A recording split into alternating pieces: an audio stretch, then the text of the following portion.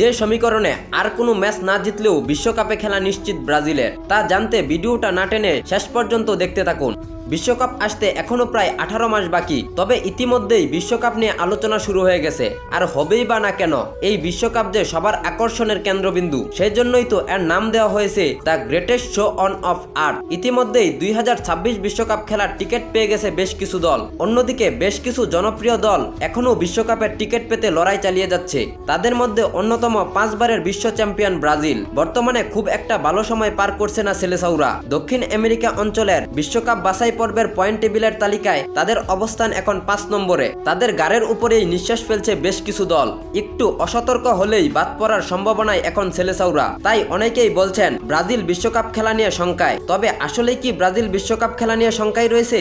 আসুন দেখে নেই পয়েন্ট টেবিলের দিকে। পয়েন্ট টেবিল কি বলে? 12 ম্যাচ খেলে ব্রাজিলের পয়েন্ট 18। অন্যদিকে তাদের নিচে রয়েছে প্যারাগুয়ে ও বলিভিয়া 17 ও 18 পয়েন্ট নিয়ে। দক্ষিণ আমেরিকা অঞ্চল থেকে শীর্ষ 6 দল সরাসরি খেলবে বিশ্বকাপে। প্লে অফ খেলে 7ম দলেরও সুযোগ রয়েছে বিশ্বকাপে যাওয়ার, তাই এখানে ব্রাজিলের ভয়ের কারণ নেই। অন্যদিকে ব্রাজিলের হাতে এখনো বাকি আছে 6টি ম্যাচ। বাকি থাকা এই ম্যাচগুলোর মধ্যে শক্তিশালী কলম্বিয়া ও আর্জেন্টিনা এই 2 দল। বাকি 4টি দল তুলনামূলকভাবে দুর্বল, যাদের বিপক্ষে জয় পাওয়ার সম্ভাবনাই বেশি ব্রাজিলের। তাছাড়াও মার্চে ব্রাজিল দলে ইনজুরি থেকে ফিরছেন নেইমার সহ বেশ কিছু তারকা খেলোয়াড়। ফলে ব্রাজিল আরো শক্তিশালী হবে। সেই ব্রাজিলকে কি এত সহজে হারানো সম্ভব হবে?